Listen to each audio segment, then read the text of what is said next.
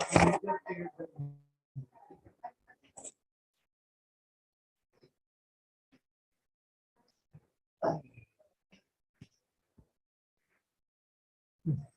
morning, friends.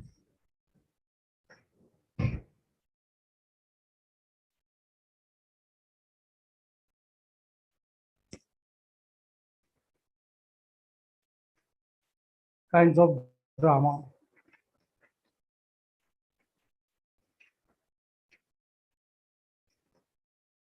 Major periods and movements. Books are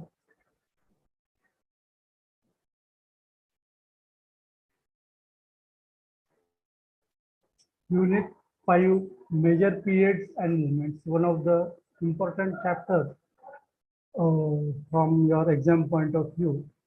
In this chapter, we are going to learn many things as classical drama. What is a classical drama in brief? Then Aeschylus, Sophocles, Euripides,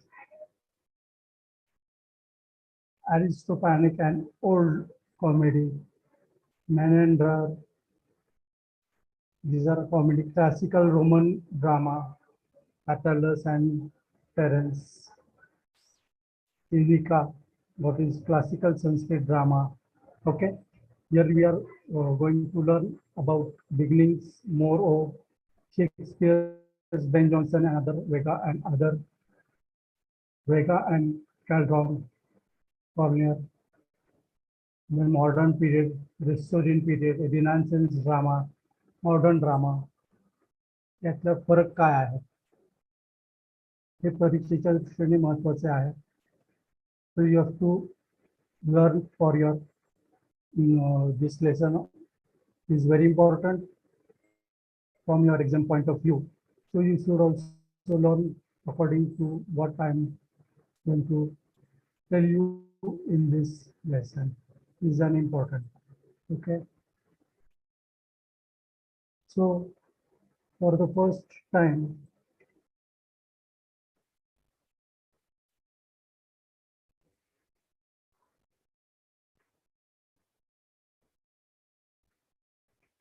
here we will go on page number 95, periods in English literature. It's an important part. Further, introduction part, it's an you can just go through. That is not much important. It's only a type of literature what we are going to learn it. त्याची थोडीशी माहिती सविस्तर की आपण काय शिकणार आहोत. आता याच्यातला महत्त्वाचा भाग जो आहे periods in English literature. This table you have to by heart it.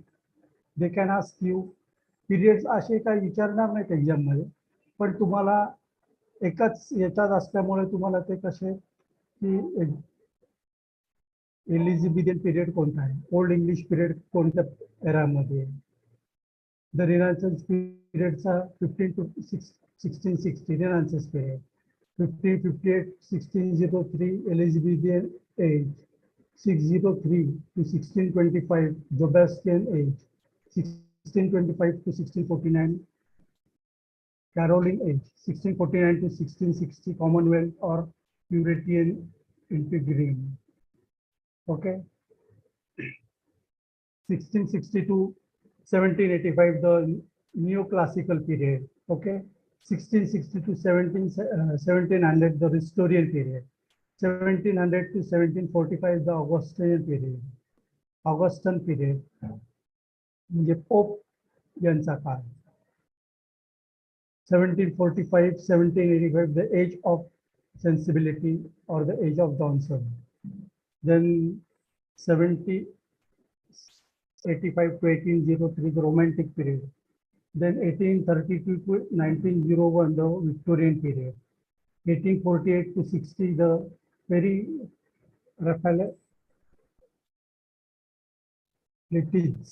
and 1880 1901 to aestheticism and decadence. 1901 to 1914, the Edwardian period. 1910 to 1936, the Georgian period. And 1949 modern one to 1945 post-modern period. Okay. So the list above covers a period about 15 years ago, 1500 years ago. We can note that the terms Renaissance, Neoclassical, Romantic, and Modern, for example, refer to slightly large segments of time. So what? So parallel to historical ages and more importantly suggested distinguishable and predominant set of ideas or a way of looking at the period. Terms listed under Renaissance refers to rulers or events of historian importance like the Commonwealth, alternatively referred to as the Puritan Interregnum. The term Elizabethan, as noted early, has to do with Elizabethan, whereas Jefferson refers to the rule of King James and Caroline, to that of the King Charles, and so on till the 12th century.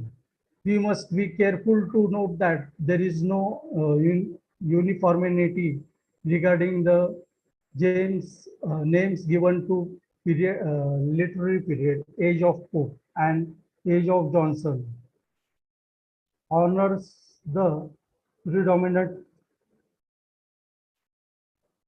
literary figures who suggested the temper of the age. We need to consider once more accept in relation to literary history that names the groups of refer to literary trends or movements. Very often terms like classicism, realism, baroque, uh, rococo, neoclassical, romanticism, symbolism, etc. are used to denote qualities or characteristics, features of literary work in particular and arts in general. Okay, so what are these periods called? Why they are called as classicism, realism, baroque, Rasico, neoclassical? What are these? These are the symbolism. These are used to denote the qualities of characteristics, features of literary work in particular and art in general. Some of those to indicate a certain historical section of time approximately, but some significantly they point out predominant qualities or ideas. The classicism is opposed qualities or ideas. Thus,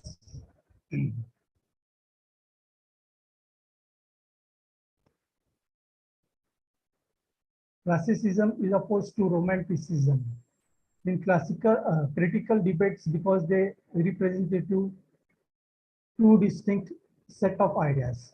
Some criticism might argue that they are not necessarily opposed, but a term like classical age also refers to a historical period that is ancient or chronologically remote from the vantage point of the present.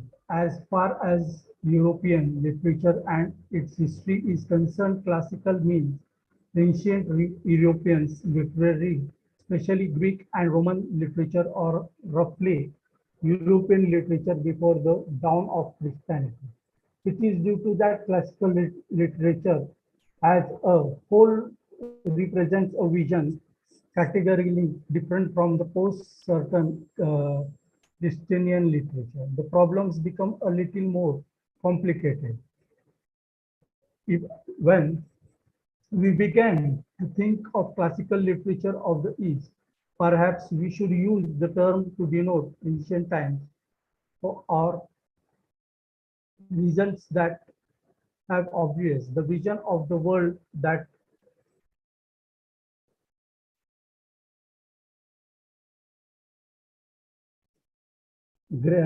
Greco-Roman literature express and vision of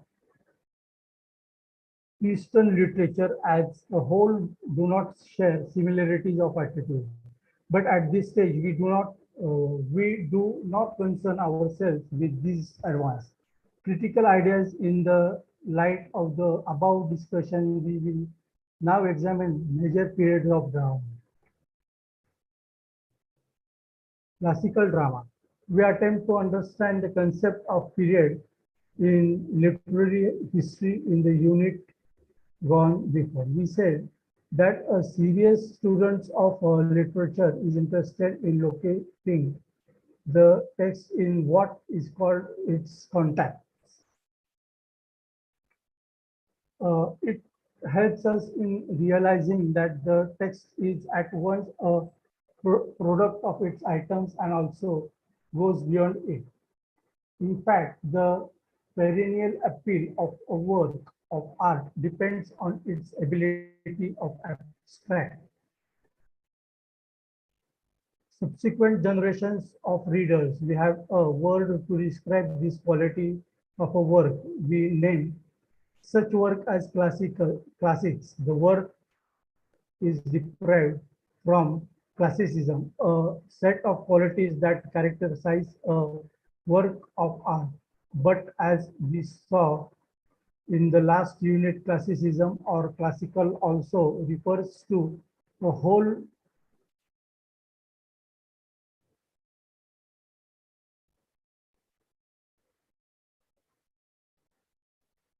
literary tradition that belongs to ancient Greek and Roman literature, which shows certain qualities. The important point to note, therefore, has to do with time and qualities of literature. We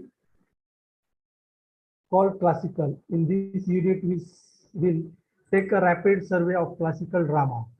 Broadly speaking, classical literature has balance and proportion. Unlike Roman criticism, the literature of Greece and Roman people has community at the center and not the individual of his selfhood. Much of what we learned about Aristotle in Unit 1 neatly defines the tenets of the classicism for us. It is a rule-based writer imitates an action. In later development of the theory, the concept of action is duly expanded. It becomes life, nature, and at times human experiences. Yet another characteristics before of classicism asserts the purity of genres and does not tolerate tolerate tolerate a mixing of genres. Aristotle talks about three major genres of kinds of literature, namely the dramatic, the narrative, and the clerical. He also ranges them in a certain order of priorities of hierarchy. Thus, the dramatic is the most ideal because it is the most impersonal of here. The lyrical, the least significant for its represent the voice of the self. In the era of romantic criticism, these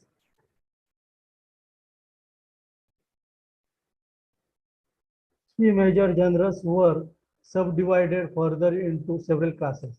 Elaborate rules were also listed to facilitate the composition of these kinds. Appropriate historical principles were named and analyzed to define the nature of subgenres.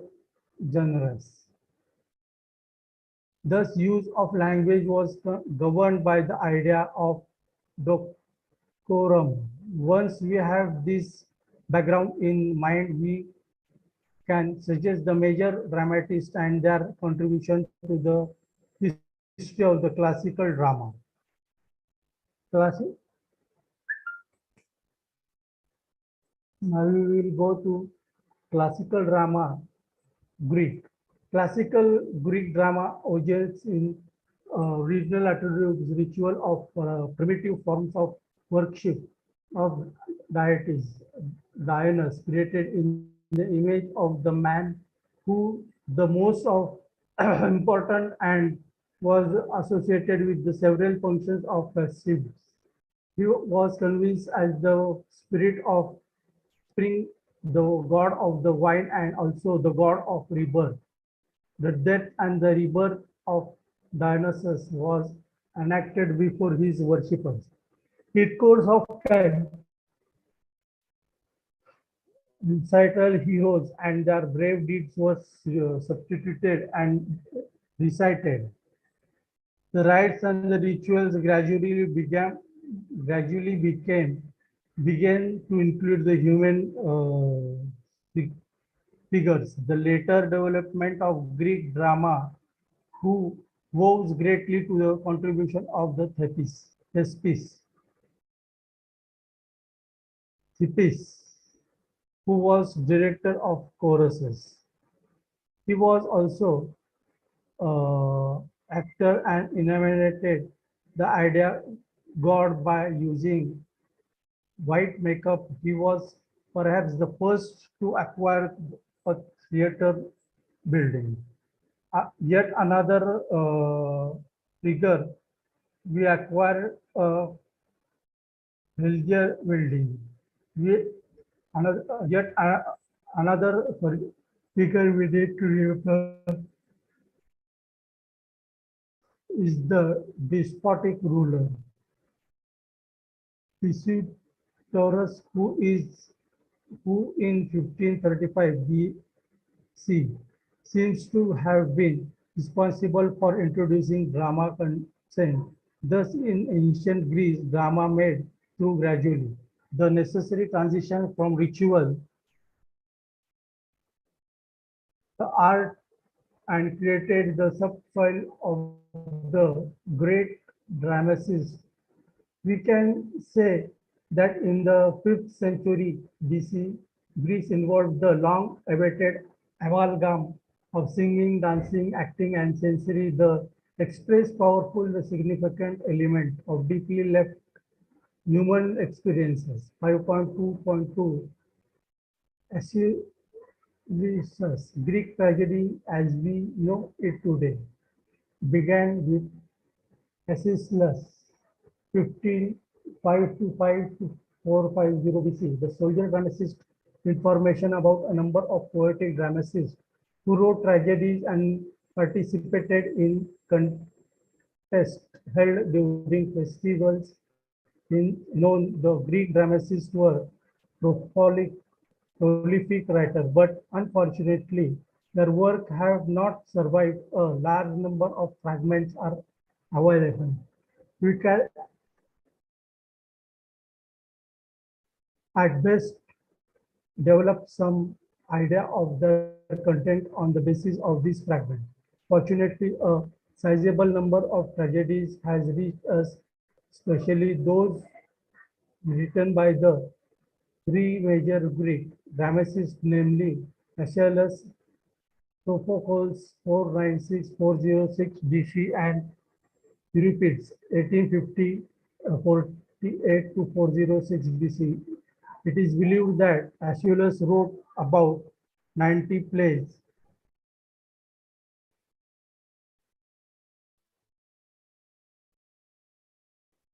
Sophocles about 123 and Euripides about 92, out of which 7 of Aeschylus, 7 complete tragedies of Sophocles, and 16 and 18 that of Euripides. Our extent, our understanding of Greek tragedy depends on this play.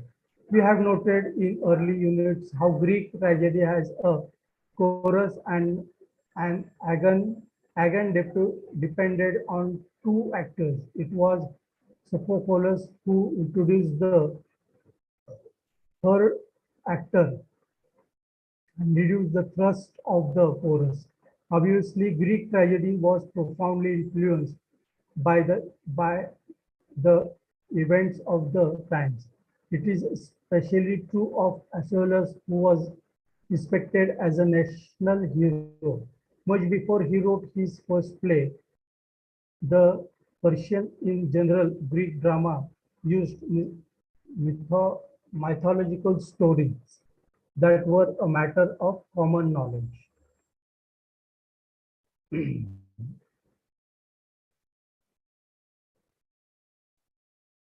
It was predominantly related with gods and heroes.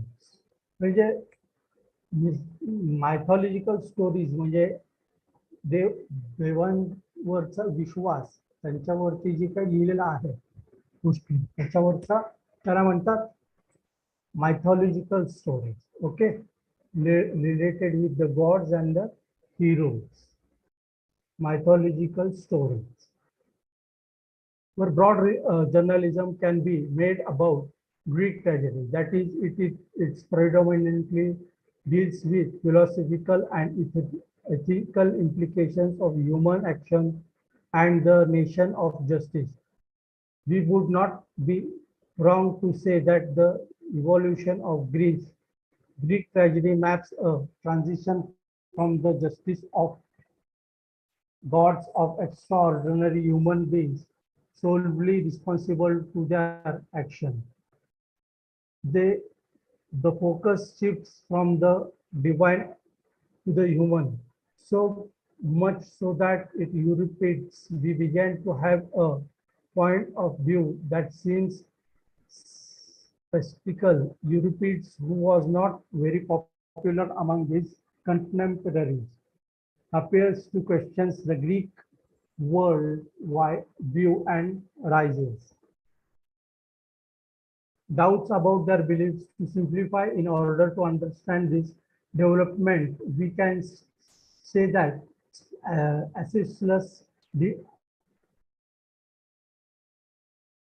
Aeschylus deals with the concept of divine justice.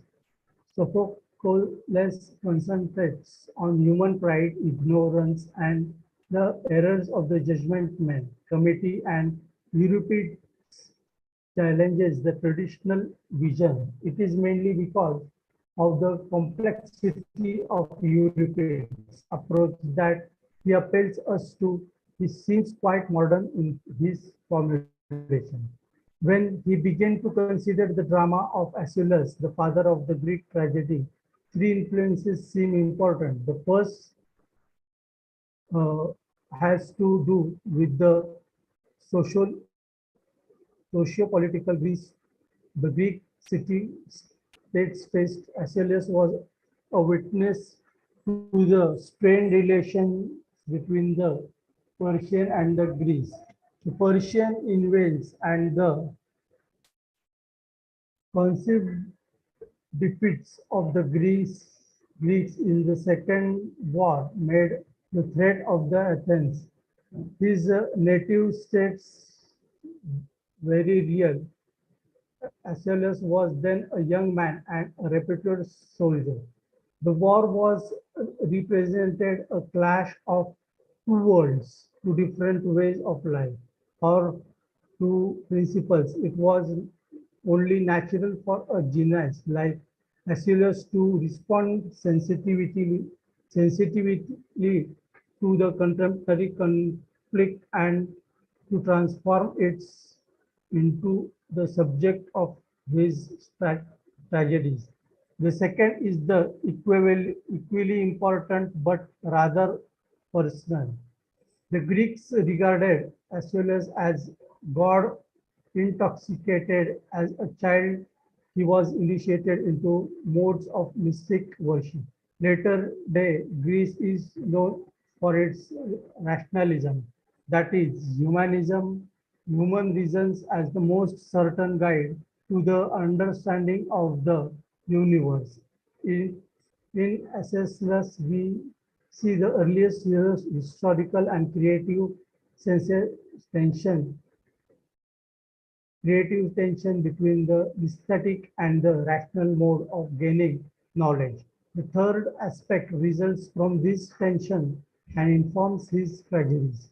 The grand spectacle we observe is his place relates itself to the phenomenal conflict between impotence, passion, and right reason. The mythological stories he dramatizes deal with rebel gods like Prometheus. In Prometheus Bound, scholars believe that this play was perhaps the first in a trilogy that tells the story of rebellion against Jesus, the King of God, the punishment of the rebellion, hero, hero and the final reconciliation between Prometheus and Jesus with the ar- arbitration of other gods. From this drama of gods, Aeschylus turned to the human in his later expand trilogies. In this play, in this place,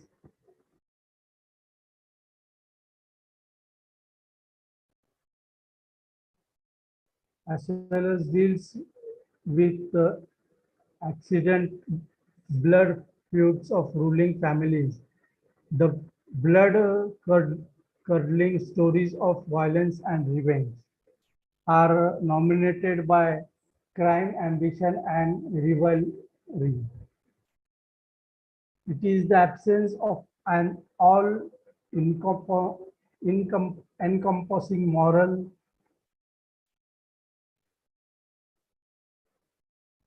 law which brings about total destruction. This play, the seventh against the best mark of the culminating point of how vanity and lust for power bring about the end of the royal families. Elias transformed ritual into drama, brought ethical and philosophical ideas to the dramatic center, and contributed a spiritual vision of deeply felt piety to resolve the opposition between passion and reason. Sophocles, Matthew and Arnold described Apostles 1496-406 BC as a writer who saw life steadily and saw it hold a description that has came to stay and pays tribute to his dramatic geniuses. He was very successful as a dramatist in his own day and won many prizes. He was an accomplished actor and had the body of an athlete and has famous for his acrobatic skills. Even when we talk about the classical Greek drama, we primarily have the plays of Sophocles in mind. Oedipus Rex, Antigone, and Oedipus at Colonus represent the most unparalleled achievements in the terms of at the element that classical tragedy embodies. Chorus characterization, uh, plot, structure, and the tragic sense of life. Though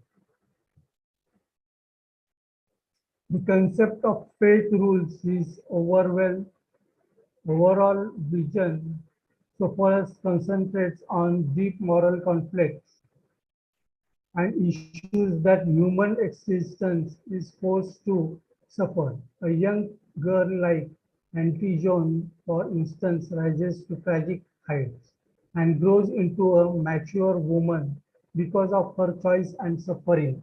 As a dramatic character, she has never ceased to attract us by the dazzling beauty of her moral state literature. As far as art of dramatic construction is concerned, suppose Cell must be credited with the introduction of innovative element that contributes to the development of Greek drama in particular and European drama in general. He decided the chorus introduced the third speaking actor naturally. This led to an increased scope for the dialogue that ensured a better treatment of character. Aeschylus had dramatized stories of royal families and had chosen to write a sequence of plays to cover generations. Sophocles was the first to regard a play as a unit and rendered elements of the plot in an instantly compact from. Therefore, even it comes to us of dramatic techniques. Sophocles established himself as a master craftsman, suspense, discovery, and skillful organization of different stages of plot neatly. Moving towards climax and the ending are the features that remain immutable because of their native excellence even to these days. His use of the dramatic or tragic irony does not happen to be merely a device. It is a oro- organically related to his vision. By creating contrasts, he builds his characters. Consider, for example, Antigone and Ismene, the sisters in Antigone. The spiritual and the moral conflict of Antigone is projected with great dramatic power, not only because Ismene is struck dumb with fear, but also he because she lacked the sense of moral issue and that Antigone so courageously faces in real units discussing plot and contingent of tragedy. We analyzed Oedipus' Rex and Antigone at some length, Unit 1, 2, and Unit 3, though fate plays tricks with the ignorance of Oedipus.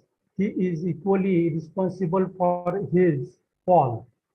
His pride blinds him. Aristotle was absolutely right in possessing his concept of hamartia as a general principle that defines the curve of the heroes. Tragic and Sophocles concentrates and damages moral and psychological conflict to create dynamic character. It plays like Electra and Antigone, the socio-political issue concerned with the question of moral choices are treated with a depth of understanding rare in literature. The day of the insect taboo in Oedipus Rex pitted against the need for civilization.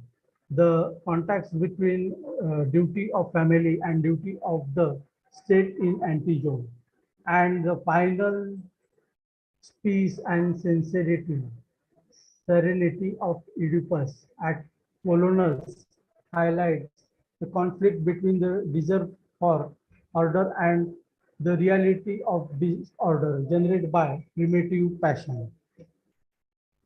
Sophocles' world certainly projects in violence, expresses excesses of passion and suffering caused by incident, by accident. Human desire for order and balance and civilized behavior escapes man's control. Sophocles seems to besides that human courage and maturity can grant scenario that teaches him to accept life for what it is. The acceptable loan can create poise and freedom.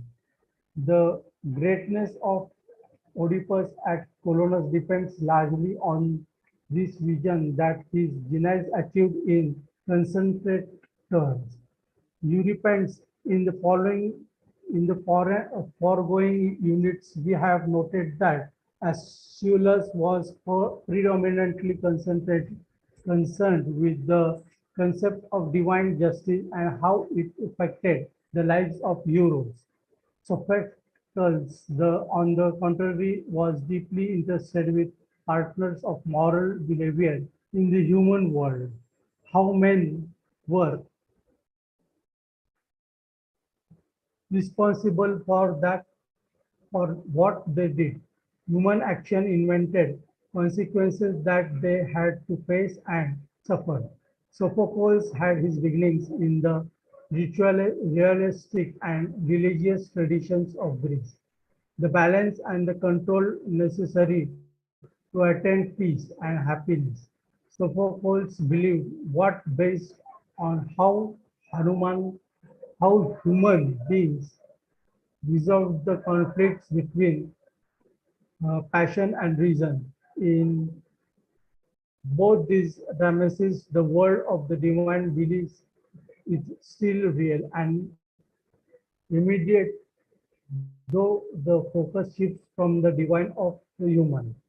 The third major dramatist of the classical Greece, Euripides, 480 to 406 BC, began like Sophocles with a religious training, but unlike Sophocles, he questioned the then established worldview of the Greeks through real and fearless for his age.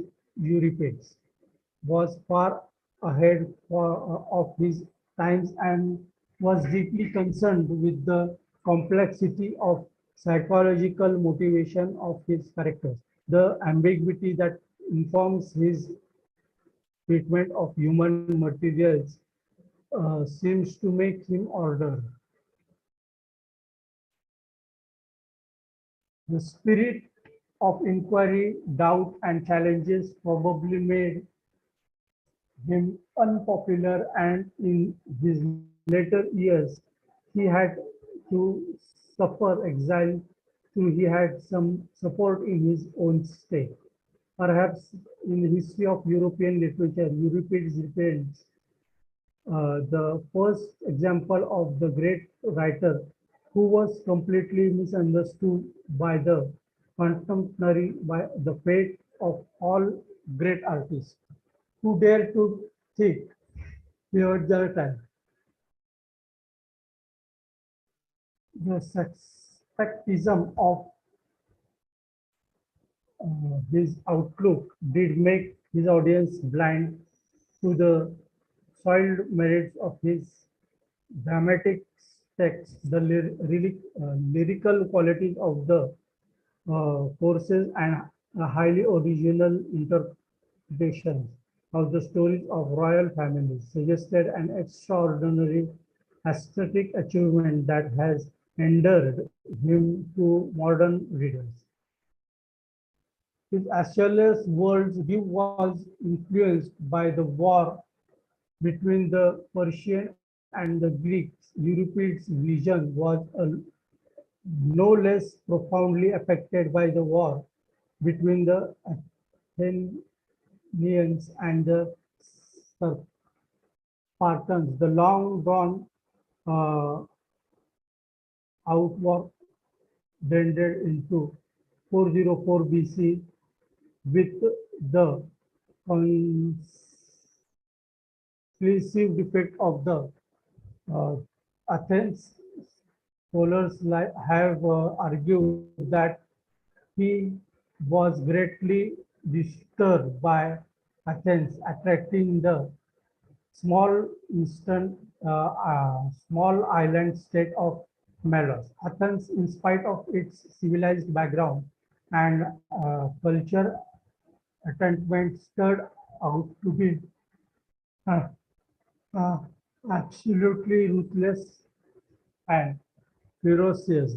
Athens destroyed Melos, completely killed all its male population and sold into women and children as slaves.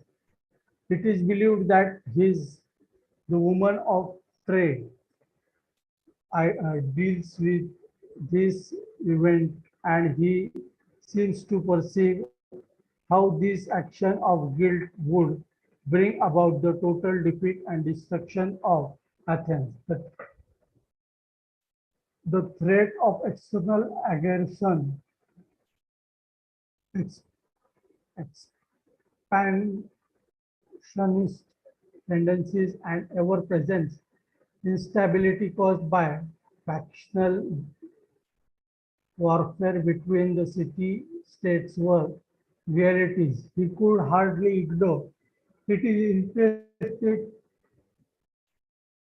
to study how reality of war finds their expression in the tragedies of the Europeans and in the satirical mode of the comedies of Aristophanes. Euripides therefore examines boldly the ethic of war in plays like The Children of Hera- Heracles, Androcanes, and the Supplicant's Woman. War accepts the public and private beliefs of people and influences their attitudes. The military code seems to encourage wrong-headed notions of heroism and destroys sanity and reasons, bringing suffering and instability. The despair and helplessness that follow war corrodes the mortality of the citizens, essentially for a happiness of civil society. In order to strike home his perceptions, Euripides minors the truth of Athenians people by making powerful use of dramatic irony. He provides unspring portraits of a variety of citizens. From his point of view, his characters were rank folly and the quality of mercy and forgiveness alone ensured the union in man. Another significant element we need to note in the place of Euripides in the treatment of gods, quite unlike that Aeschylus and Sophocles, the reverence for the gods that criticizes their plays is categorically absent in his play. For Euripides, the gods are symbols that extend into forces of a social or a comic nature. Very often, because of their non-moral nature, their influence of men's lives is depicted as more destructive than favorable to the values human beings live by. As a reputed critic has a very rightly stated in Euripides, plays kindness, sympathy, and self-knowledge is more important than reverence. The cause of desire is more often deficient. Humanities then want to respect for power who do not respect the values of man. This is true even in the Bacchae Greece tragedy that began with the divine thus comes to represent the purely human in Euripides' drama, though he makes creative use of some of the same mythological stories that Aeschylus and Sophocles represented. Euripides gave them a new focus and interpretation, especially in this light extant plays that deals with the theme of war. Scholars have suggested that on war were an outcome of his concern when he was past 50, but one of the greatest themes that had occupied him throughout his dramatic careers was man-woman relationship in plays like Alice's Medea and Hippolytus, Euripides like Aeschylus, Medea and Hippolytus. Euripides wrote about suffering and misdeed of woman from the heroic legend of the past. It would be wrong to assume, however, that he was thinking about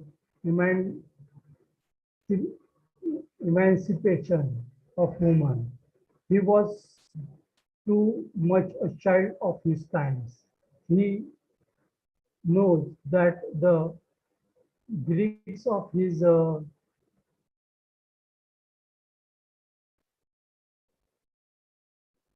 Greek of his times did not entirely any of these ideas. The supremacy of the male was taken for granted that the Greeks thought they treated their woman with kindness and affection was mostly merely an assumption and their as- assumption and therefore superficial. What Euripides attacked was his inherent deception involved in the man's treatment of women. The reality was one of hostile mistrust and selfness. It was passion that governed their relation all the way. Both men and women were imprisoned within their considered spheres.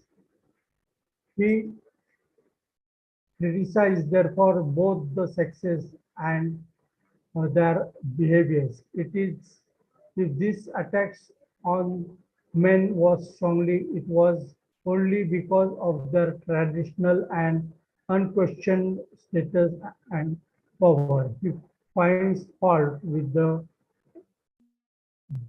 demonic passion of their revenge in the tragic of media. In media takes lead to her suffering and monster monstrous act of killing her own children.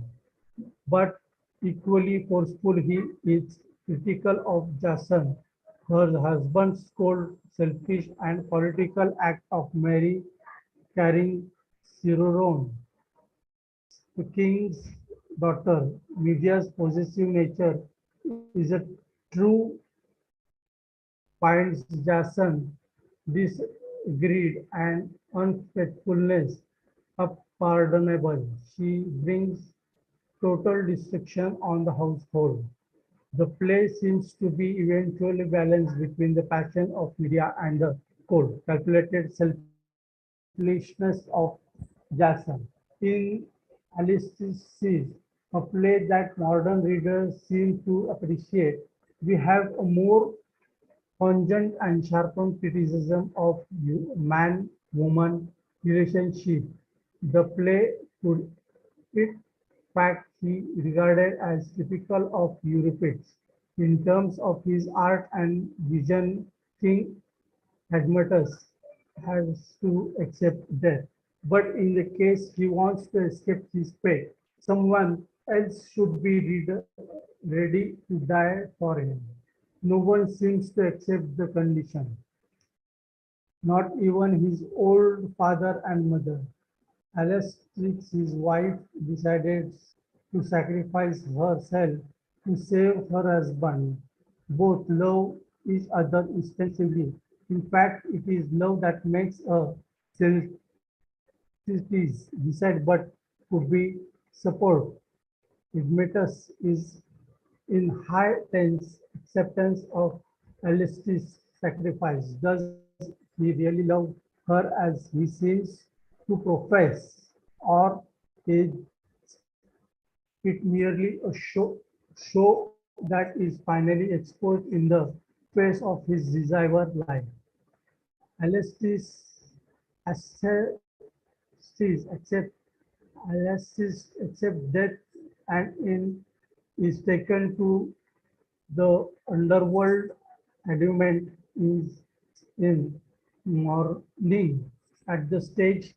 God Hercules comes and just he has to be entertained according to the law of hospitality and reverence for the god. He eats, drinks, dance, and makes near oblivious of Admetus. Loss and sorrow. His tantrums are almost comic and perhaps the title The status of the god is general.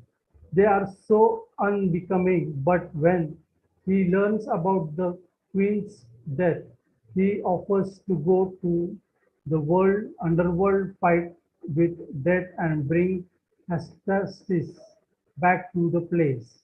And ultimately, he does succeed. But what is significant in the play relates to the viewpoint of the Damasus.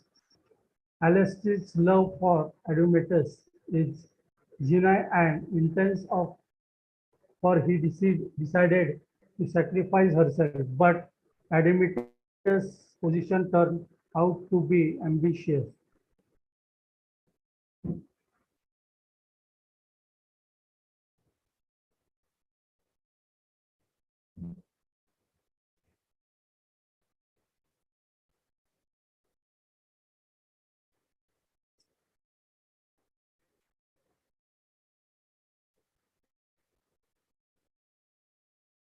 Ambiguous. Moreover, the final victory of Heracles, his fight with death, does not seem beyond doubt either. Was Alcestis really dead, or was she in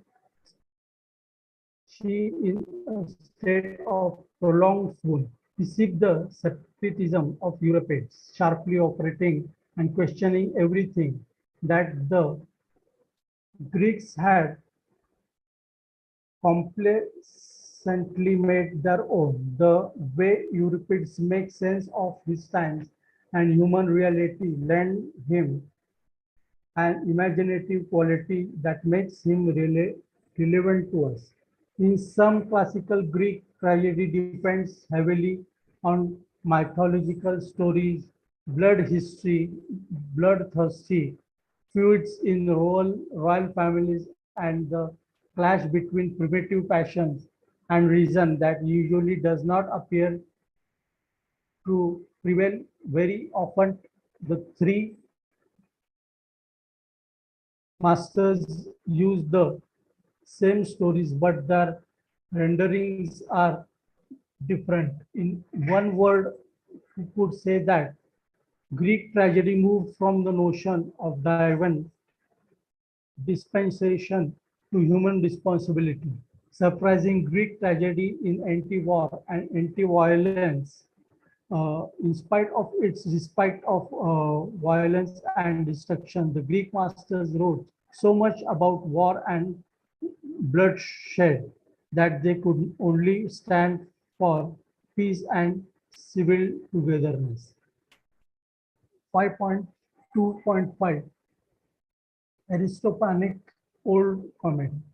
By now, we know something about the dramatic practice of the ancient Greece. Okay, there is drama developed out of religious ritual, and in the earlier times, it was a part of worship of the god. One reason why the masters of Greek tragedy produced trilogies could be related to the fact that on religious occasion, uh, usually the performance of the three tragedies was concluded by a satra play, satra play, satra play. We do not have reliable.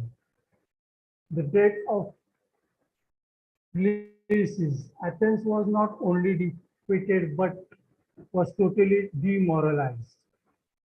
Self-medicore and shameless politicians brought the city-state on the verge of disaster. It was only natural, therefore, that Aristophanes, though the old age, set a value more reliable of political order and the general well-being of the population. In a play like The Frogs, for example, the literary competition between Achilles and Euripides, which is decided in the favor of Achilles, is truly symbolic. The question of literary excellence were important, no doubt, but Aristophanes wants to recover the moral role of the poet in society. Lot over the years, Achilles evolves into a symbol of the proven set of old values that would successfully avert the crisis is in contemporary Greek society in series of play like the Knights, the Waps, and the Ascarians. Ascarians. He wrote about the degenerations of Athens. Uh, this could be written for the exam or the exam point of view. The Ascarians, he wrote about the degeneration of Athens. Athens माहिती असेल तुम्हाला सर्वांना. Brought about by its militarist intention of deceitful politician. His political intention of deceitful politician, this political attack was unprising and doubtless the Babylonians, the first of its kind as a political satire openly ridicules. Cylon for his view and mockery, Aristophanes had to pay a very heavy price and face to anger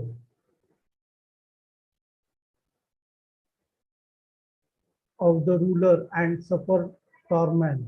He was by no means unaware of the burning problems of man-woman relationship, either an all-time great play like Lystrata despite the strike of Athens woman.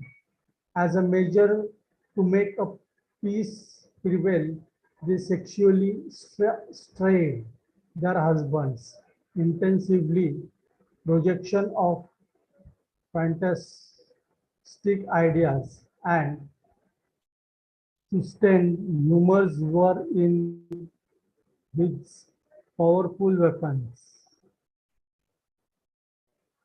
Aristophanes was equally strongly critical of religious and ritualistic practice. Mechanically observed, the bird cloud probably here regarded as a religious criticism of man-god relationship that the bird seems to challenge by founding their kingdom midway between heaven and earth. The last comedy he wrote called Lathus has a slightly different structure and anticipate the work of Menander 1342 to 291 BC, the pioneer of the Greek new comedy. Menander, a new comedy. Now we will look for the what do you mean by a Menander, a new comedy. Classical Greek comedy is commonly divided into three types that also coincide with three historical periods. These are old, middle, and new comedy. Old comedy, okay, म्हणजे थोडीशी जुनी comedy, त्याच्यानंतर थोडीशी मध्य असलेली comedy, परत नवीन comedy आणि मग परत जुनी comedy. As we have seen की थोडक्यात कसं की एखादी गोष्ट आहे की if you see a comedy you will also see that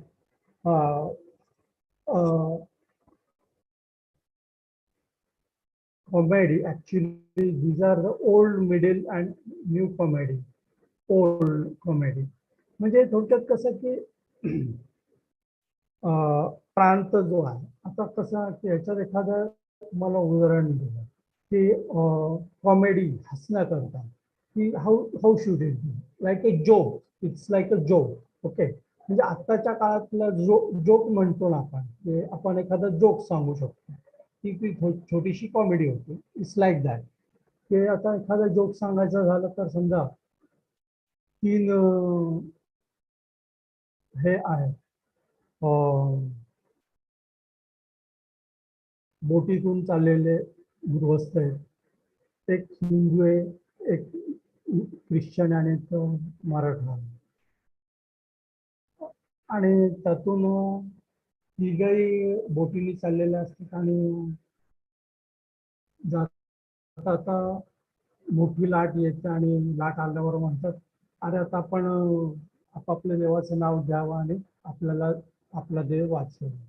तर हिंदू मधला तो पहिला मुसलमान अल्लाचं नाव घेतो आणि हे करतो, मुझे बचाव म्हणून त्याला त्याचं अल्ला येऊन वाचवतो.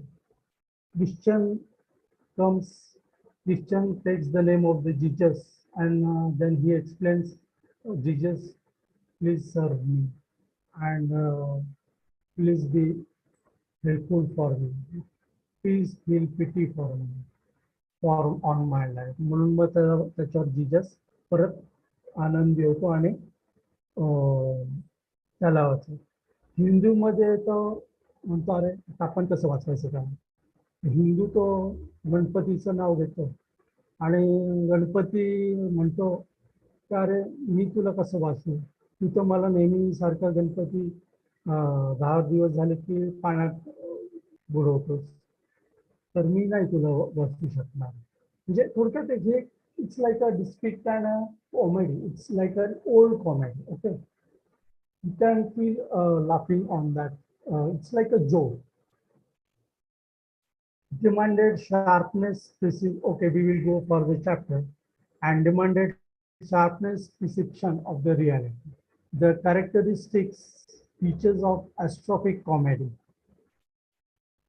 Later, the audience perhaps wanted cheap entertainment. म्हणजे एंटरटेनमेंट जे आहे थोडक्यात आत्ताचा जो प्रकार सांगितला, because the greatness of Greek culture was on the way. Sentiment and laughter. थोडंफार काहीतरी पाहिजे ना, की राहायचं कसं एवढं सर्व हे झालंय म्हटलं. Where on the other of the day, host of the dramatist, it is reported, contributed to the development of the middle comedy, but time was perhaps against in, and therefore the play that belongs to the period did not survive. Fragments that are extant do not help us to form a clear picture of its contribution.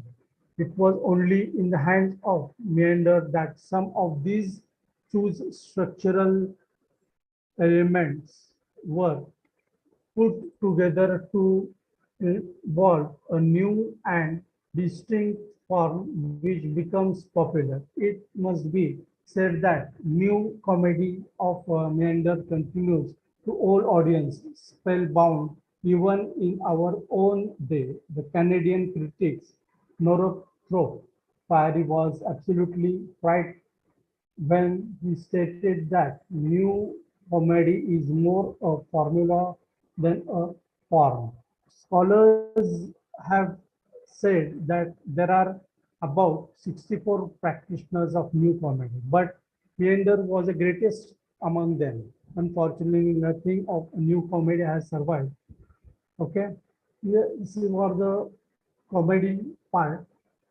It's been explained in this Menander period. So you can go through by your own and it's very easy.